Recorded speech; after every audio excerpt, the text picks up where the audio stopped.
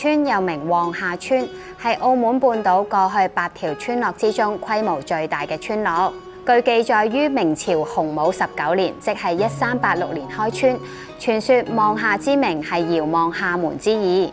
村民好多都嚟自福建廈門，有趙、何、沈、黃、許、朱姓500餘戶。今日我哋邀請到城市規劃師林奕哲先生，同我哋一齊遊走望廈村，探尋古村嘅歷史足跡。林生啊，今日係行望廈村喎，點解咧會由普濟禪院開始嘅？係啊，依家嘅人一講起望廈，就醒起係望廈體育館，但其實喺以前望廈村南起今日嘅高士德馬路一帶，北至望廈山，係澳門佔地範圍最大嘅一個村落嚟嘅。望廈村嘅範圍包括今日嘅啤利拉街、爹利仙拿姑娘街、美富帳大馬路、高士德大馬路、雅廉坊大馬路、布行、田螺里等等嘅街巷。而望廈村村民當時擁有大量嘅土地，係大地主嚟㗎。呢區可以話係有錢人嘅集中地。而位處望廈村核心嘅普濟禪院佔地寬廣，亦都體現咗望廈村村民嘅實力。周邊至今仍保留住舊村嘅風貌㗎。據我所知，望廈村嘅名人呢，就係宋代皇族後裔，佢哋係宋太宗趙匡義嘅後人。喺明朝末年呢，就遷入望廈村，人稱望廈趙氏。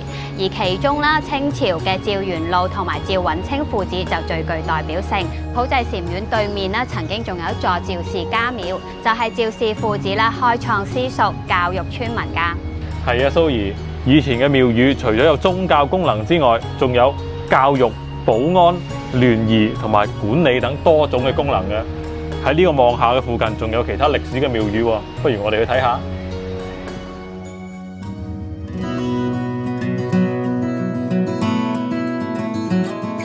啱啱我哋去咗大間嘅普濟禪院，而家嚟到細間嘅先鋒廟。林生啊，點解呢座廟嘅地理位置咁特別，俾啲大廈圍住咗嘅？先鋒廟位處望廈村嘅西邊，供奉先鋒將軍楊業同埋東海龍王。其實呢度以前係海岸嚟㗎，係入澳門城嘅必經之路。唔好睇小呢間廟啊！佢曾經係清朝軍隊望廈信駐紮嘅地點。清軍撤退之後，佢連同附近嘅城隍廟成為望廈村民用嚟抵抗葡人侵佔嘅據點，見證咗以前望廈村民保衛領土嘅歷史，同時見證澳門填海造地、推移海岸線嘅發展歷程。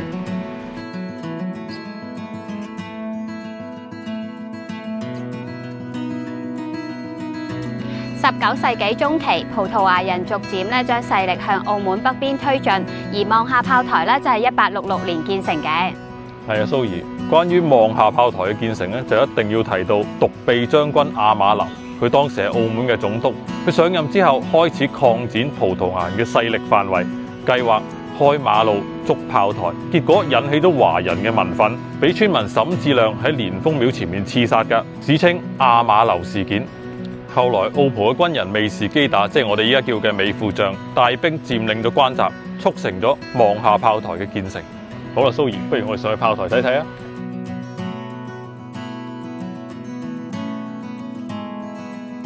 望廈炮台係北區嘅制高點，當年係澳葡政府喺北邊防線嘅核心堡壘，可以全面控制澳門連接內地嘅陸路交通。炮台直至1960年就停止使用，後來澳葡政府將炮台區開闢成市政公園，而兵營又改建成旅遊學院同埋教學餐廳。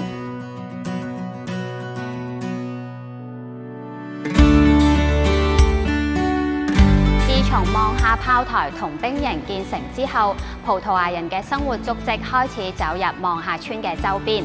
喺1907年坐落喺繁華嘅啤利拉街中段，曾經由嘉諾撒仁愛女修會管理嘅望廈聖方濟各堂落成咗，為澳門嘅教育、牧靈、醫務、社會福利等工作作出咗貢獻。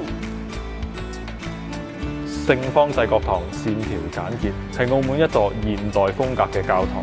喺左手邊係聖方濟各安老院，而喺右手邊前身係一間由修會創辦嘅育嬰院，後來因為社會嘅發展，改建成一間安老院，之後再改建成今日嘅一間學校。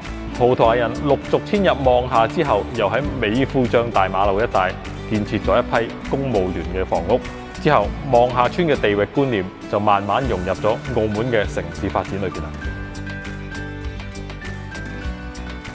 今日唔該晒林奕哲先生啦，同我哋介紹咁多有關望廈村嘅故事。雖然而家已經見唔到昔日嘅村莊，但係望廈嘅歷史故事依然存在喺我哋身邊嘅大街小巷之中㗎。如果有興趣了解更多有關澳門街道嘅故事，可以親身體驗漫步澳門街之認識澳門，發掘更多嘅故事㗎。